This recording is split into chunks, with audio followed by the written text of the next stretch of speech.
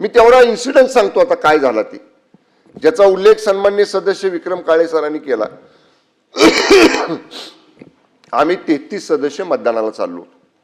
आमची बैठक एकत्र झाली. ठरलं उमेदवार अध्यक्षपदाचा कोण, उपाध्यक्षपदाचा कोण, आणि आम्ही त्या ठिकाणी निघालो.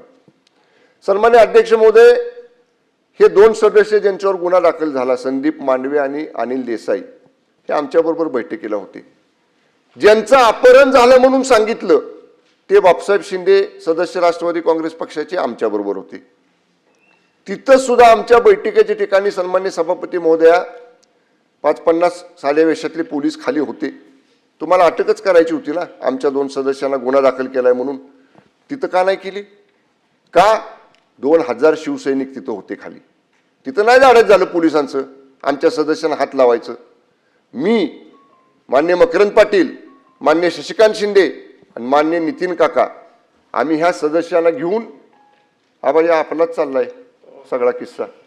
मंत्री महोदय, मला याच्यावर निर्णय मला एक पाहिजे. हो सभापती महाराज, माझे हात जोडून विनंती आहे. म्हणजे आता या सभागृहात सुद्धा आम्ही सुरक्षित आहात का नाही असं वाटायची वेळ आली. सभापती महोदय, आम्ही चाललो 4थ्या मजल्यावर.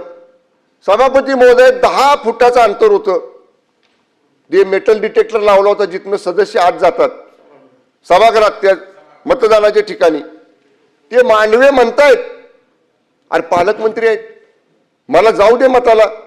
सभापती महोदय, ह्या दंडाला 4 पोलीस माझ्या, हे अजून दुखतंय. ह्या दंडाला 4 पोलीस, दोघांनी कंबर आवडली माझी. अंग सभापती महोदय माझा अजून ठणकते. 4 दिवस झाले मी गोळ्या खातोय. मला त्या सदस्य सकट फटफटत नेलं. ह्यांचे बंधू खासदार नितीन काका पायऱ्यांवरनं त्याला खाली पाडलं. ह्यानाही ढकलत एका खोलीत नेऊन तिकडे ढकललं बाजूला. सभापती महोदय, काय 100 पोलीस साध्या वेशातले 4थ्या माळ्यावर, म्हणजे ही मोगलाई आहे का? आम्ही मंत्री आहोत, आमदार आहोत, 4 लाख लोकांच्यातनं निवडून आलेले. एवढा माजुरीपणा केला. त्या गोंधळात सभापती महोदया काय लागलं मला माहित नाही. माझ्या शर्टावर रक्त, जे सदस्य माझ्याबरोबर होते संदीप मांडवे त्यांच्या शर्टावर रक्त. माझ्या बॉडीगार्डच्या लक्षात आल्यावर त्यानं रुमाल काढून मला दिला. मी दाबून धरलं थोडा वेळ. तोपर्यंत आमच्या दोन्ही सदस्याला पोलीस पळवत घेऊन गेले. सभागृहातून नेलं का तुमच्या? सभागृहाच्या अलीकडे त्या बॅरिक जे मेटल डिटेक्टर असते आत जायला लावलेलं ते 5 फुटावर होतं. सभापती महोदय, मला एकच म्हणायचे सभापती महोदय, ह्या पोलिसांचं, आमची पार्टी मिटिंग होती तिथं 2000 आमचे कार्यकर्ते होते, तिथं धाडस झालं नाही. 4थ्या माळ्यावर भाजपचे सगळे कार्यकर्ते होते. भाजपचे 50 कार्यकर्ते तिथं, आमचा एक बी कार्यकर्ता सोडला नाही. आम्ही 4घच, हे मान्य मकरंद पाटील साहेब, मी, शशिकांत शिंदे आणि खासदार नितीन काका, आम्ही 4घच होतो. मला आजही रेकॉर्डवर आणायचंय. तुम्ही 100 पोलीस होताना 10 कार्यकर्ते आमचे शिवसेनेचे राष्ट्रवादीचे वर येऊ द्यायला पाहिजे. कसं तुम्ही घेऊन जाता ते बघितलं असतं. थांबायचं नाही ते बरोबर नाही. सभापती महोदय, न्याय द्या आम्हाला, न्याय. आम्ही कोणाकडे न्याय मागायचा? इथं आपल्याकडे मागणार आणि खाली मान्य अध्यक्षांकडे मागणार.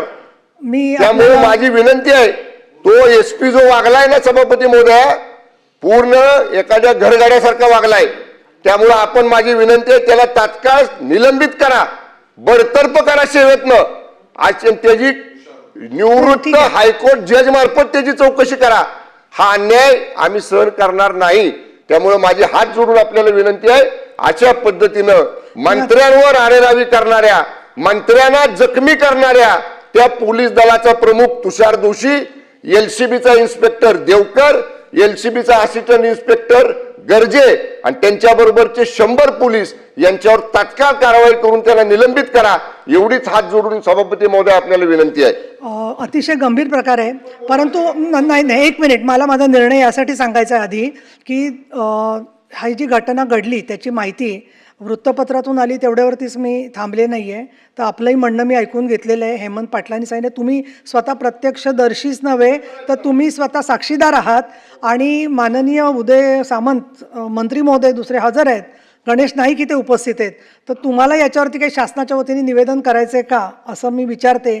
पण निवेदन करायचं नसेल तर या ठिकाणी असणारी पदावरची व्यक्ती म्हणजे मी उपसभापती आहे, तर मी आज आत्ताच्या आत्ता साताऱ्याचे पोलीस अधीक्षक आणि संबंधित ज्यांनी मतदारांना देवकर आणि तुम्ही जे म्हणतात हे पहा, या सभागृहामध्ये आमदार सांगतात ते खरं मानलं जातं, तर मंत्री सांगतायत म्हटल्यावर ते खरंच मानलं पाहिजे.